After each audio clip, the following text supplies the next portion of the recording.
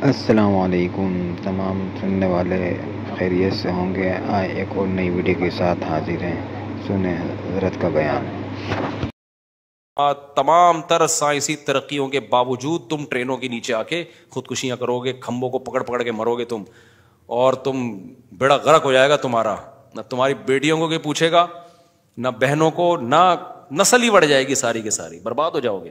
شکر کرو ایک ہی ڈھنگ کی چیز ہے تمہاری سوسائٹی میں، جس کو کیا کہا جاتا ہے؟ مولوی۔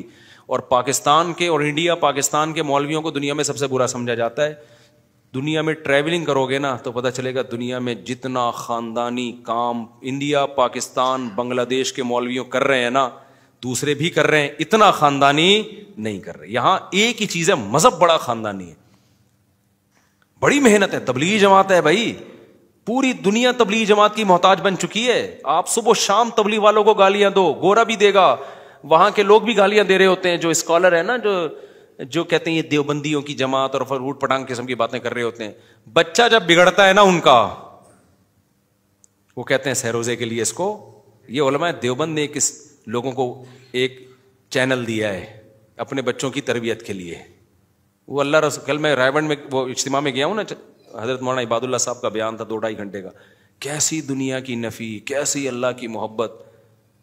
بھائی یہ چیز آپ کو مارکیٹ میں نہیں ملے گی۔ میں نہیں کہہ رہا دوسرے اسکالر کام نہیں کر رہے ہیں، بہت مضبوط بنیادوں پہ کام اللہ ان سے لے رہا ہے۔ یہی وجہ ہے کہ آسٹریلیا میں کوئی مفتی بنے گا نا، پتہ ہے کہاں جائے گا؟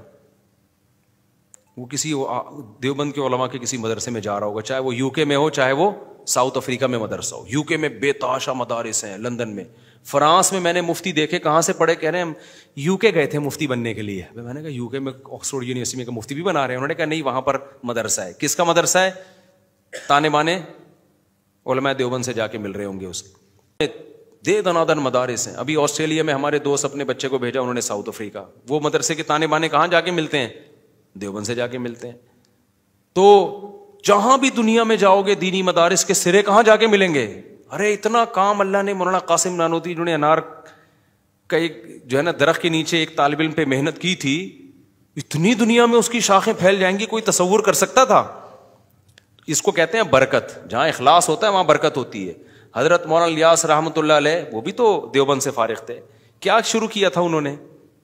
4 آدمیوں کو لے کے تبلیغ کا کام شروع کیا، کوئی چندہ نہیں، کوئی وسائل نہیں، کوئی میڈیا پہ پبلسٹی نہیں۔ کوئی تصور کر سکتا تھا حج کے بعد دنیا کا سب سے بڑا اجتماع یہ ہوگا جہاں جاپان سے بھی لوگ آئیں گے، جہاں فرانس سے بھی لوگ؟ میں آسٹریلیا گیا، وہاں گورے تبلیغ میں لگے ہوئے ہیں، اتنی بڑی بڑی داڑیاں رکھ کے، انگریز۔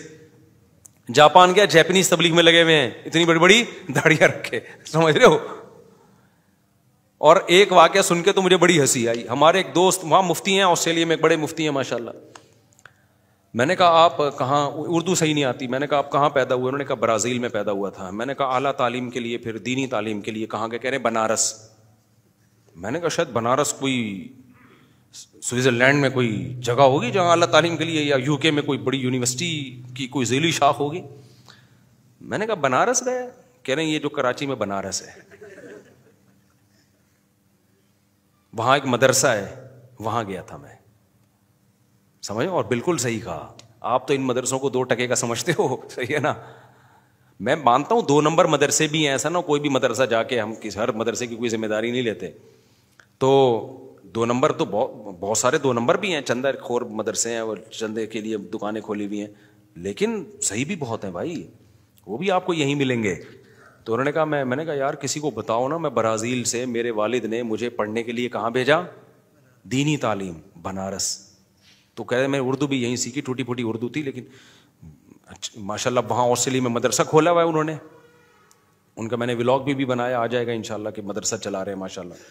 تو جو ہے تو آپ کو تو قدر نہیں ہے، لیکن پاکستان ایک ہی چیز رہ گئی ہے پاکستان کے پاس، مدارس ہیں۔ بنوریا ہے، آپ دیکھو کتنے غیر ملکی طلبہ ہیں، میں انشاءاللہ اس کو، اب میرا ارادہ ہے کہ میں دینی مدارس کا ولاگ بناؤں، کیونکہ آج بہت سارے اسکالر کہتے ہیں یہ دینی مدارس منجن بیچ رہے ہیں، یہ مولوی چندہ خور ہیں، اور تو بیہودہ الزامات بھی لگا رہے ہیں، یہ پتہ نہیں ہومو سیکشولیٹی کے اڈے ہیں، حالانکہ یہ ہومو سیکشولیٹی یونیورسٹیوں کالج میں زیادہ ہے، ان کے خلاف ایک لفظ نہیں کبھی بولیں گے کہ اپنے بچوں کو یونیورسٹی میں نہ بھیجو۔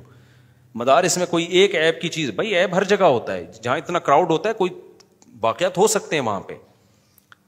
تو فوراً بولتے ہیں مدرسوں میں نہ بھیجو اپنے بچوں کو. یہ سب دین کے اسلام کے دشمن ہیں. لیبل اچھے لگائے ہوئے انہوں نے, ان کے پیچھے میٹھی چھریاں ہیں, یہ سمجھے, یہ لڈو ہیں جن میں زہر کی گولیاں چھپی ہوئی ہیں. تو میرا ارادہ ہے انشاءاللہ میں مدارس کا ولاگ بناؤں گا کہ دیکھو یہ ہمارے مدارس میں کیا منجن بک رہا ہے یا کیا ہو رہا ہے, تعلیم کیا ہو رہی ہے. اور ایسے ایسے کوالیفائڈ لڑکے آ کے پڑھ رہے ہیں, یونیورسٹیوں کے لڑکے اب تو بہت سارے مدارس میں پڑھ رہے ہیں, عالم بن رہے ہیں. تو میں ان سے پوچھوں گا یونیورسٹیوں کے لڑکوں کی پہلے ایجوکیشن بتاؤں گا کیا ہے, پھر بتاؤں گا بتا یا منجن بیچ رہا ہے. 4 سال کوئی کسی کو یونیورسٹی کے PhD اسکالر کو منجن بیچ سکتا ہے قرآن و سنت کے نام پہ؟ ان کو کیسے بیوقوف بنا دیا بھائی, 4 سال 8 سال پڑھے ہوئے ہیں. تو میرا ارادہ ہے کہ میں بتاؤں گا کہ یہ مدارس منجن بیچ رہے ہیں یا دین کی خدمت کر رہے ہیں. منجن وہ بیچ رہے ہیں جنہوں نے کسی مدرسے میں پڑھا نہیں ہے, آتا باتا کچھ بھی نہیں ہے. تو اپنے جیسے بے وقوفوں کو وہ پہ بھرم بازیاں کر کے یہ ثابت کر دیتے کہ ہم بہت پڑھے لکھے ہیں. کسی پڑھے لکھے کے سامنے وہ بیٹھ نہیں سکتے. جو واقعی جو جس فیلڈ کا ہوتا ہے نا اس کو پتا ہوتا ہے ان تلوں میں کتنا تیل ہے. دیکھو یوٹیوب پہ کتنے الٹے ڈاکٹر ہیں جو ڈاکٹر نہیں ہیں, منجن بیچ رہے ہیں نا صحت اور سائنس کا, ان کے ملینز سبسکرائبر ہیں. وہ کوئی بتا رہے پانی یوں کر کے پیو گے تو یہ ہو جائے گا, کوئی کہہ رہا ہے کولونجی میں وہ جو لونگ لہسن کھانے سے یہ ہو جائے گا, پتہ نہیں کیا ہو جائے گا لہسن. تو ایسے 2 نمبر ہوتا ہے, لہسن سے فائدہ ہوتا ہے, میں نہیں کہہ رہا, لیکن کوئی ریسرچ نہیں ہے. تو ان کو کوئی ڈاکٹر نہیں سن رہا ہوگا یا کوئی سمجھدار حکیم نہیں سن رہا ہوگا, لیکن جس کو حکمت سے اور میڈیکل سائنس کی نالج نہیں ہے ایسے لوگ بہت سن رہے ہوں گے. اور آپ کو بتاؤ, آپ مجھے ایک بات بتاؤ, میڈیکل سائنس کا علم جاننے والے لوگ زیادہ ہیں یا نہ جاننے والے لوگ زیادہ ہیں؟ نہ جاننے والے. تو اس لیے نہ جاننے والے لوگ ہی جب زیادہ ہیں تو ویورشپ بھی انہی کی زیادہ ہوگی, کیونکہ وہ ان کے دعووں سے متاثر ہوتے ہیں. تو ڈاکٹر کے چینل پہ رش کم ہوگا, یا کوئی بہت ہی ماہر ڈاکٹر ہوگا تو ہو جائے گا رش. تو ایسا ہی مذہبی اسکالرس کا ہوتا ہے کہ جو مذہبی اسکالر جو ہے نا, ان کو جو جس کے پاس دین کا علم ہے وہ تو سمجھتا ہے کہ ان تلوں میں کتنا تیل ہے. جو نہیں سمجھتے وہ دنادن لائک بھی کر رہے ہوتے ہیں, سبسکرائب بھی کر رہے ہوتے ہیں اور نعرے بازی بھی لگا رہے ہوتے ہیں. تو ان سے متاثر نہیں ہو کرو, ہر فیلڈ میں اس کے ماہرین. تو دین کا علم جو آتا ہے نا وہ انہی جگہوں سے آتا ہے جہاں دین کا علم پراپر وے میں سکھایا جاتا ہے, اور ان کو دینی مدرسہ کہا جاتا ہے. برف ملے گا برف والے کے پاس سے, تکے ملیں گے تکے والوں کے پاس, دال ملے گی جو دال کی ریڑھی لگا رہا ہے. تو علم ملے گا جاؤ جو مدرسے ہیں تو وہیں سے آپ کو علم ملے گا, اس کے علاوہ کہیں علم نہیں ملے گا. یہاں ایک مشہور اشکال ہے, لوگ کہتے ہیں کیا دین کسی کی اجارہ داری ہے کہ ہم صرف مولویوں سے سیکھیں؟ قطعاً اجارہ داری نہیں ہے. یہی وجہ ہے کہ ہم نہیں کہتے کہ صرف ہم مولوی بن سکتے ہیں, آپ بھی بن سکتے ہو بھائی, کس نے منع کی ہے؟